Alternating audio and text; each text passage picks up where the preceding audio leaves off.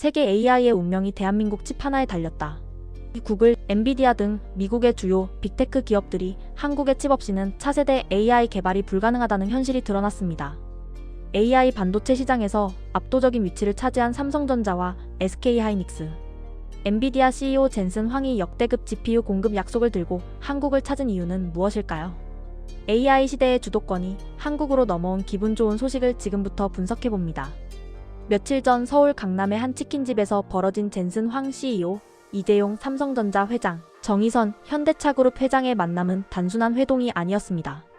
이는 AI 시대의 주도권이 한국에 있다는 선언이나 다름없었습니다. 전 세계 AI 반도체 시장의 90%를 장악한 엔비디아 CEO가 가장 한국적인 장소를 선택한 것은 유머와 친근함으로 한국 기업들과의 협력 의지를 드러낸 것입니다. 하지만 이 유쾌한 만남 뒤에는 엔비디아의 절박한 사정이 숨어 있었습니다.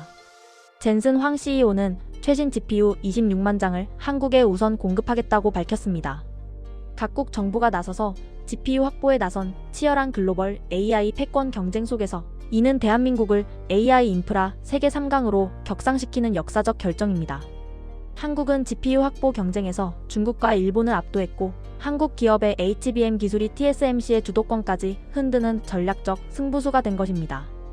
하지만 이 모든 성공 뒤에는 엔비디아와 TSMC 사이에 결정적인 균열이 있었습니다.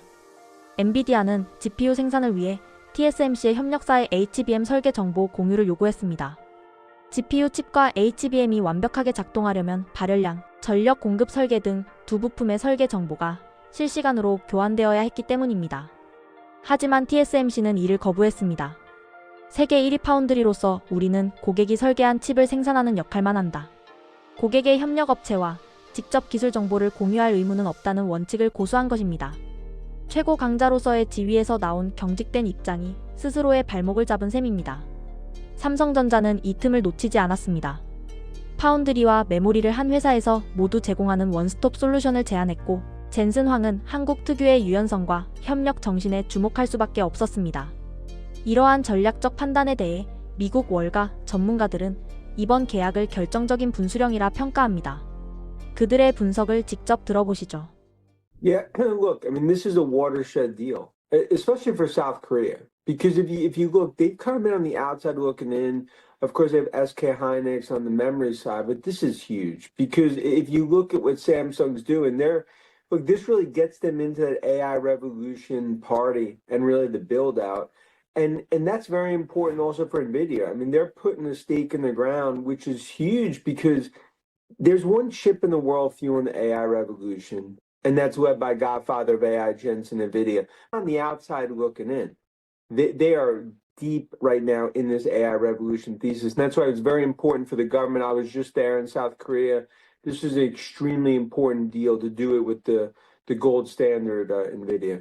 삼성전자와 SK하이닉스는 AI 연산의 필수적인 HBM 시장에서 90% 이상을 독점하며 엔비디아와의 협력에서 절대적 우위를 차지했습니다. 엔비디아는 삼성과 반도체 AI 팩토리를 설립하는 등 한국 기업의 HBM 기술에 의존할 수밖에 없는 구조입니다. 젠슨 황이 한국을 중시하는 이유는 반도체를 넘어 한국 산업 전체와의 협력 가능성 때문입니다. 젠슨 황은 로봇 산업이 한국의 큰 기회라고 평가했습니다. 현대차그룹은 엔비디아 GPU를 활용해 자율주행과 로봇 연구를 진행하고 있습니다. 그는 한국이 뛰어난 기술, 훌륭한 소프트웨어, 제조업을 모두 갖춘 몇 안 되는 나라라고 극찬했습니다. GPU 공급은 삼성과 SK의 반도체 생산 효율 강화, 현대차의 로봇 및 자율주행 연구, 네이버의 AI 데이터 센터 및 클라우드 사업 확대로 이어집니다. 정부는 AI 산업을 전폭적으로 지원하겠다는 의지를 밝히며 엔비디아가 한국에 투자하고 우리 기업과 함께 성공하면 대한민국 전체가 골든벨을 울리는 일이라고 강조했습니다. 이 파격적인 빅딜 소식에 중국과 일본을 비롯한 전 세계가 주목하고 있습니다. 글로벌 네티즌들의 반응을 살펴보겠습니다. HBM은 이제 AI 개발의 금이다. 한국 기업 없이는 우리 회사의 차세대 모델은 존재할 수 없다. 그들의 기술력에 경의를 표한다. 미국과 중국이 싸우는 동안 한국이 AI의 목줄을 쥐었다. 한국은 이제 단순한 동맹이 아니라 글로벌 기술 패권의 중심이다. 우리는 아직 HBM 양산 기술에서 갈 길이 멀다. 한국의 속도는 무섭다. 90% 점유율은 이미 독재 수준이다. 삼성과 SK하이닉스에 투자하는 것은 AI의 미래에 투자하는 것과 같다. 한국의 기술 초격차는 당분간 깨지지 않을 것이다. 한국 정부가 시스템 반도체에 1조 원을 투자한다고? 이들의 전략은 단기이익이 아닌 미래 100년을 보는 것이다. 인도의 AI 인재는 많지만 한국처럼 HBM이라는 하드웨어 인프라를 독점하는 나라는 없다. 한국이 AI 발전의 속도를 좌우한다. 한국의 기술력을 인정한다. 하지만 우리는 거대한 내수 시장을 바탕으로 기초 설계 기술을 반드시 따라잡을 것이다. 경쟁은 이제부터 시작이다. 자율주행과 데이터 센터의 안정성은 한국의 메모리에 달려있다. 한국은 협력 대상이 아니라 무조건 신뢰해야 할 파트너다. 미중 기술 통제 속에서 한국은 가장 유리한 위치를 점했다. 한국의 외교적 협상력이 시험대에 오를 것이다. 트럼프가 한국을 압박할 때마다 이 HBM 점유율을 보여주고 싶다. 대한민국 국민이라는 것이 너무 자랑스럽다. HBM의 높은 기술적 장벽을 보면 한국의 엔지니어들이 얼마나 대단한지 알 수 있다. 그들은 마법을 부리고 있다. 한국의 성공은 단순한 행운이 아니다. 끊임없는 R&D 투자와 정부의 강력한 의지가 만들어낸 결과다. 한국의 초격차 전략은 우리 파운드리 시장에도 영향을 미친다. 한국과의 경쟁은 이제 기술 개발의 속도 싸움이다. 한국은 더 이상 미국에 의존하는 나라가 아니다. 미국이 의존하는 나라가 되었다. 한국은 IT 강국을 넘어 AI 두뇌 강국으로 진화했다. 한국 기업의 수익성은 앞으로도 폭발적일 것이다. HBM 독점은 그 어떤 투자보다 확실한 보증 수표다. 미중 갈등 속에서 한국이 중재자 역할을 할 수 있는 것도 이 기술력 덕분이다. 데이터 센터 서버 증설 속도는 한국의 HBM 공급량에 달려있다. 우리는 한국의 스케줄에 맞춰 움직여야 한다. 한국의 AI 반도체 패권은 세계 질서의 재편을 의미한다. HBM 공급망 불안정은 미국의 경제 리스크 1순위다. 한국과의 관계를 최우선으로 유지해야 한다. 군사 장비에도 이 칩이 사용된다. 한국의 HBM 없이는 첨단 국방도 멈춘다. 한국의 기술 외교가 통했다. 미국이 한국을 함부로 대할 수 없다는 것을 증명한 셈이다. 안보와 경제 두 마리 토끼를 모두 잡은 완벽한 외교 전략이라고 생각해.